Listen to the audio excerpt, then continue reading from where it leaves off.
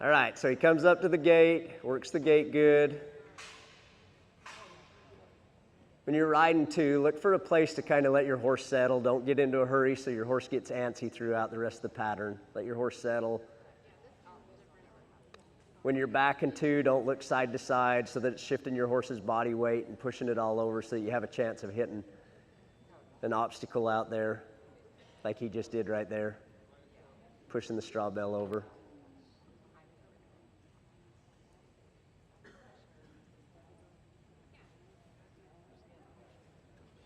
Picks his horse up, asks for that trot. Look around so that you help your horse get through the serpentine.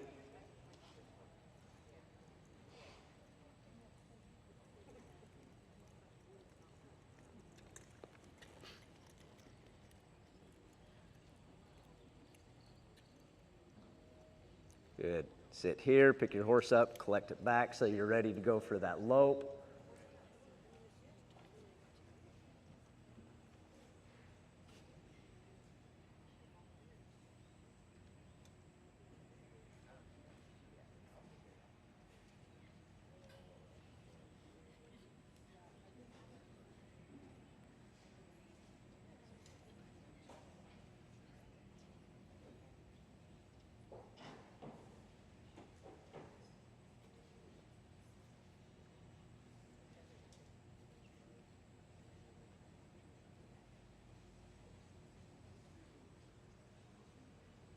When you're dragging too, like he's got a good distance there between the drag and his horse's hocks.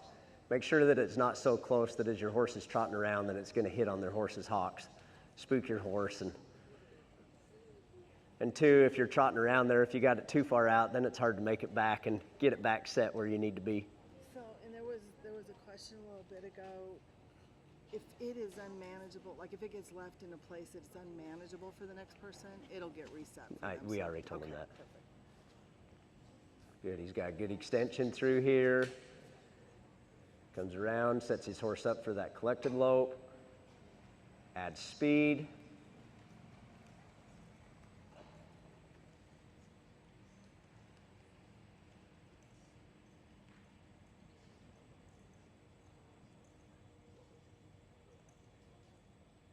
Good down transition. Picks his horse up, pushes him over the log.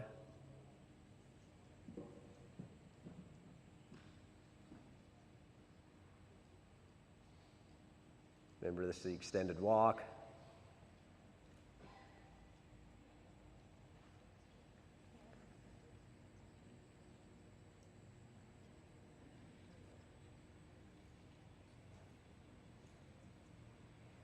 Get your horse up, let it sit. Loud chime. And trot all the way out. Don't just trot a few steps and then quit showing. Thanks, Karen. That went way better than I thought it was going to. Karen said she had lots of embarrassing stories about me. Luckily, she didn't tell you any. So, thanks for staying late. This ranch trail pattern, it goes over for the amateur, the select, level 2 finals. So when you come in, first off, we'll go through the pattern real quick. You're going to work the gate, back through the hay bales here, the straw bales. Pick up your trot. Make sure that you trot between the hay bale and this first bush here.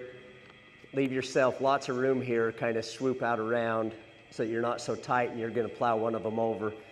So it'd be on your left side first. This would be on your right side. This would be on your left, right, left. I'd probably look ahead as you're coming out to pick up your left lead so that you're prepared to get over that log and come around that teepee as you're going to come around. Don't forget to break to the walk as we were going over it before. And Justin, he's our demo rider, and he kept saying, lope up there, and I kept saying, nope. Remember to walk. So make sure you remember to walk up there before you pick up the drag and drag. When you pick up the drag, obviously, right now, the way it's set up, it's going to ride better to go to the left. Karen said that there was some talk that it was going to be switched. It is not going to be switched. it'll be set to go to the left. If you choose to go to the right, that's your option. It's not set to go, it doesn't state that you have to be a left-handed drag. You could drag it to the right, but your degree of difficulty, there wouldn't be as much degree of difficulty if you choose to bring it around and drag it to the right. Always. And Marty, the other thing I'd add is in remembering efficiency. Not efficient. Yeah, it wouldn't be efficient to go to the right. You know, it's going to be extra time to set it up and bring it around. But that being said, remember safety. If, you know, whatever's safest for you guys.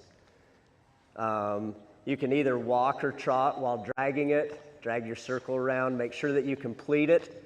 So wherever you pick up that drag, make sure that you drag it back to that spot. Because you watch, you know, you go to a lot of shows and people come out as they're dragging the drags around. They leave that drag a mile away from where they started. Make sure that you put it back to the spot that where you got it. As you come out of there, you're going to pick up your extended trot, come around so the first stump will be on your right, second one will on your left, right, left. When you pick up your lope, it shows that it's a collected lope first. So pick up your collected lope to an extended lope. Come around. So where this windmill is, they're going to have the windmill out there. You don't have to be on either side of it. Use your arena to show your horse off. Set your horse up so that you're not, you know, if you need to come out, stand your horse up so that it's not falling in and you're going to plow something over. Make sure you stand your horse up and come around the windmill so that you get that extended lope in there.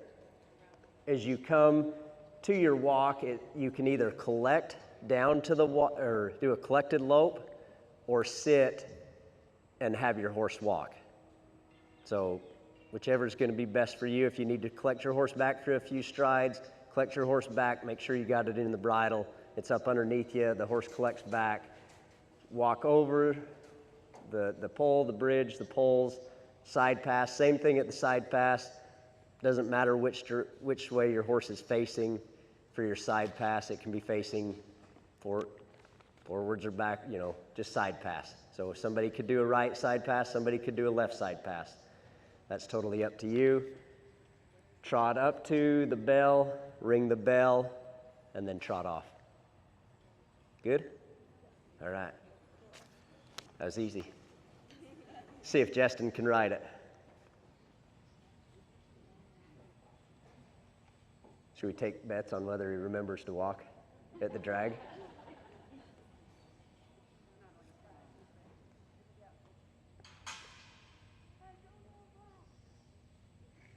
So as you come up and you're opening the gate, I'd probably, on your gate, you know, every time people always ask how wide should I open the gate, it's probably more credit earning if you open it, if you don't open it quite as wide, if you can keep it a little bit tighter.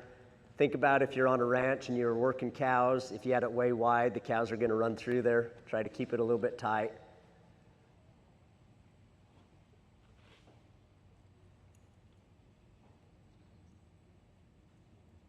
As you're backing through there, give your horse that chance to kind of look through there.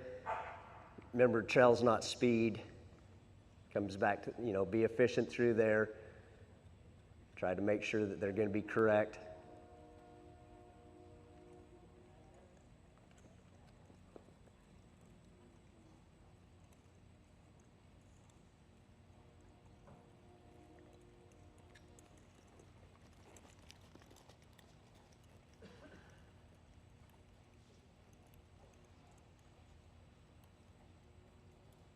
Make sure as you're trotting through there, you're looking around your serpentine.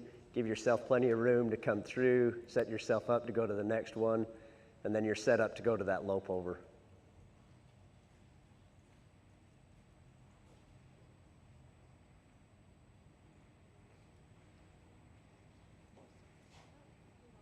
It's a good thing I didn't bet you guys.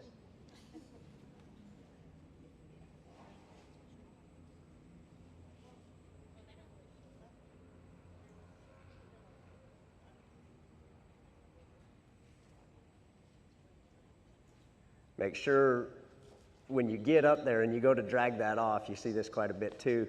People go to pick up the drag, and as they On the grounds there, if you're in the finals for the ranch riding tomorrow night, there are cattle in the main arena. Your 2 hours are going now, so this is your 2 hours for the ranch riding if you want to play with cows. No, they're not. No, they're not. So when you go to drag that, you see a lot of people, they'll go to drag, they haven't set themselves up to ride off with the drag, and they drag it into the post. Make sure that you set yourself up so that you can ride out, so you get a good drag out of there. So if you're going to trot with it or walk, make sure, you know, your horse is set up, your horse is ready to take that pull and that hit to go. Carly. Sorry. If someone returns the drag too close to the tent, are they going to fix it? Yes. Only for you. Yes, ma'am. Okay.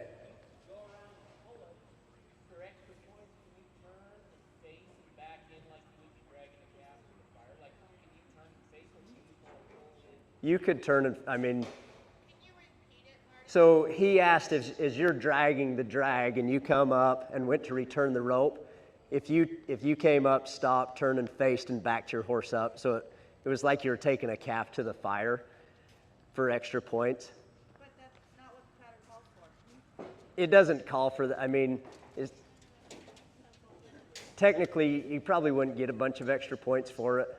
I mean, like we said, efficiency. I'd just ride back up to your spot and hang your rope up. Yes, sir. So when he went from his lope to his walk there, both hind feet hit the ground. He slid a little bit. I wouldn't hit him. No, it wouldn't be considered a break a gait. His front end was still going. Even though, like, they came through and the horse the horse came through and made a clean transition through there. There wasn't a stop in the motion. So, no. Yes, ma'am. So you're saying about getting it past the pole there. Can you walk those first 2 steps so you have chance? Yeah, you could walk a couple of steps and then break into your trot. Yep. So her question is you went to drag it off, if you could walk a couple of steps forward to get it going and then break into the trot. Yeah, you could go there, just to make sure you were clear. Okay, Justin.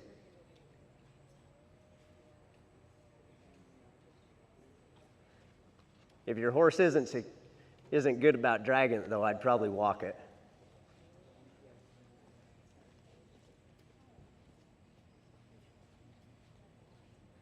Good, he's got a good extended trot there. Picks his horse up, he's gonna ask for that lope, a little bit of collection. Pushes it forward to the extended lope. Look around your arena, utilize your space.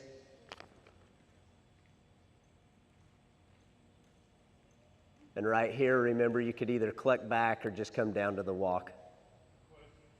Yes, sir. Would be considered a higher level of difficulty. Straight down. Which would be considered a higher level. If you're at your extended lope and you just sit down and your horse comes to a walk, it's going to be considered a higher degree of difficulty. Then collecting your horse back, loping a few strides, and then break into the walk. If you can just come in there, sit down, and your horse comes to it, that's definitely higher.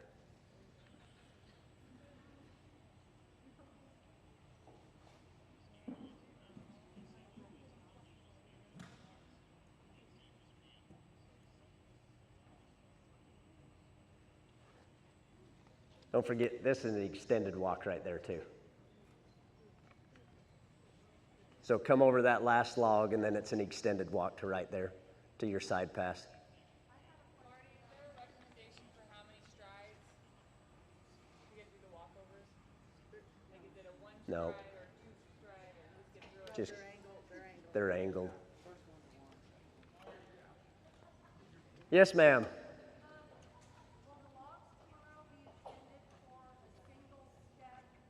Nope. That was Amanda's question on if there was a stride, if they had a set stride through there. So if they take 2 steps between. Yep. Yep. They're not set at a set stride through there, is what Karen said. Yep.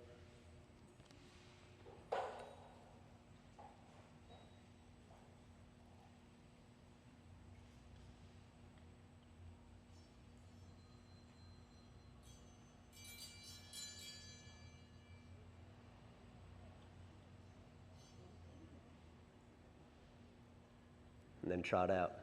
Good job, Justin. Yes, ma'am. Karen says extra credit for a loud chime. When you hear it, makes you think of Lonesome Dove. Po Campo ringing the bell, right? All right, any questions? See, this is way easy.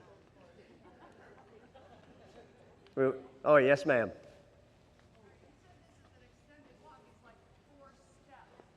Right here, this arena's set up different than it's going to be in there. It's not going to be, whenever it's set for a practice, it's not going to be set exactly the exact measurements that you're going to show tomorrow. It's just to get you through the course so that you have the maneuvers and the elements to get through. Okay, thank you. Yep. Marty, do you want to talk about the prices a little bit? Sure.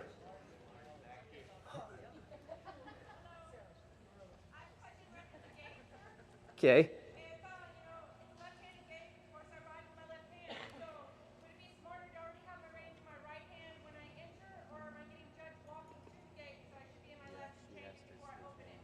Yeah, as you're riding to it, so your starting point is back here, and you're being judged. So where your starting point is where you're gonna. So her question is if she rides to the gate and she's gonna switch hands, does she need to be already switched before she starts or switch when she gets to the gate? So if the start cone's back there and you ride to the gate, I'd ride to the gate, switch hands, because you've already been started judging back there. Ride to the gate, switch my hands, and then ride through the gate.